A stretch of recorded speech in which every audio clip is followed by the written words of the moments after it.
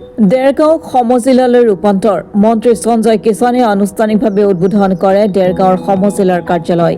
দেৰগাঁৱৰ চক্ৰ বিষয়াৰ কাৰ্যালয়ৰ কাষতে থকা নতুন পৰিদৰ্শন বাংলাটোকেই দেৰগাঁও সমজিলাৰ কাৰ্যালয় ৰূপে উদ্বোধন কৰে মন্ত্ৰীগৰাকীয়ে।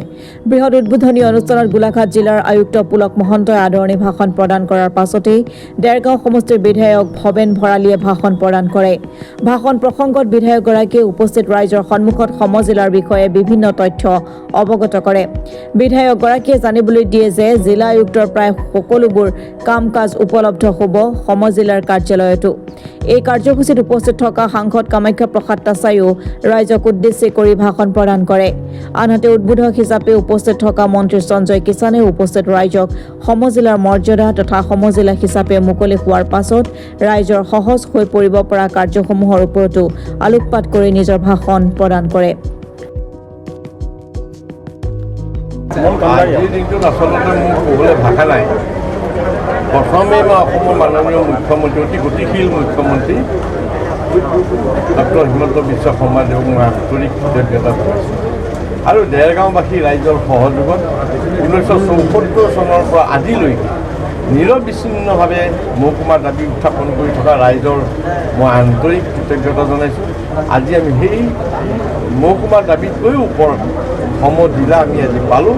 গতিকে মই সকলো ৰাইজকে আন্তৰিক কৃতজ্ঞতা জনাইছোঁ আৰু আশা কৰিছোঁ আমাৰ এই দেৰগাঁও সমজিলাই অসমৰ 39খন সমজিলাৰ ভিতৰত 1 নম্বৰ সমজিলা হিচাপে আমি নিশ্চয় আমাৰ কাম আগবঢ়াই লৈ যাব পাৰিম। আৰু আজি মই এটা কথা ৰাজহুৱাভাৱে কৈছোঁ, আমাৰ এই সমজিলাত যিগৰাকী আমি সমজিলা আয়ুক্ত হিচাপে পাইছোঁ তেওঁৰ নেতৃত্বত প্ৰশাসনিক ব্যৱস্থাৰ সুন্দৰভাৱে আগবাঢ়ি যাব বুলি আমি আশা কৰোঁ।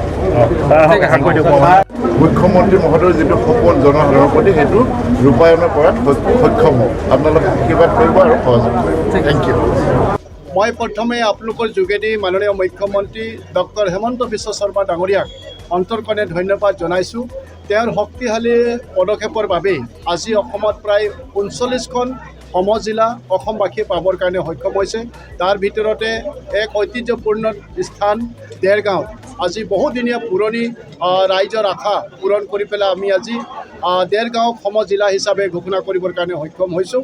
আৰু নিশ্চিতভাৱে এই সমজিলা হৈ উঠাৰ পাছত আমাৰ দেৰগাঁওবাসীয়ে যথেষ্ট তেওঁলোকে বিভিন্ন সমস্যাৰ আজি সমাধান হ'ব। বিশেষভাৱে আজি বিভিন্ন কাৰ্যালয়সমূহৰ কাম কাজসমূহ আজি আমাৰ এই সমজিলাতে সমাধান হ'ব।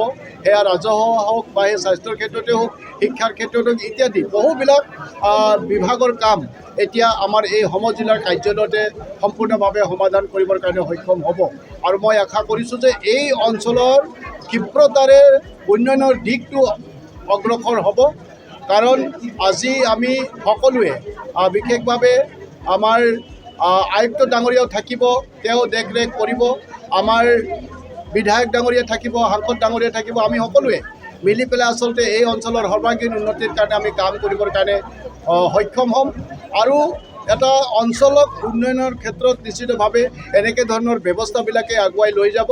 আৰু মাননীয় মুখ্যমন্ত্ৰী ডাঙৰীয়া সেই চিন্তাধাৰাৰে আচলতে ভাৰতবৰ্ষতে চানেকি দাঙি ধৰিবৰ কাৰণে সক্ষম হৈছে। আৰু মোৰ দৃঢ় বিশ্বাস যে দেৰগাঁৱে অসমৰ ভিতৰতে আটাইতকৈ এক শক্তিশালী সমজিলা হিচাপে আগবাঢ়ি যাবৰ কাৰণে সক্ষম হ'ব। মই সকলো ৰাইজৰে সকলো দল সংগঠনৰে মই এই ক্ষেত্ৰত সম্পূৰ্ণভাৱে আশীৰ্বাদ দিয়া পৰামৰ্শ আৰু সহযোগিতা মই কামনা কৰিছোঁ। কলাইগাঁৱত যোৱাকালি সাংবাদিক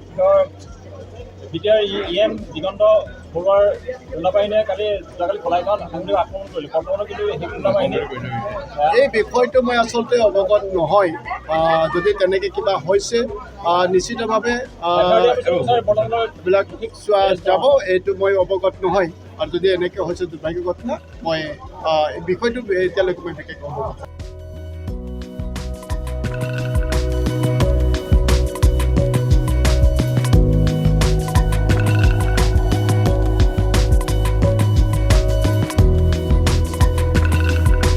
দেৰগাঁৱৰ পৰা ৰিণ্টু চক্ৰৱৰ্তী ৰিপৰ্ট, অসম টুডে।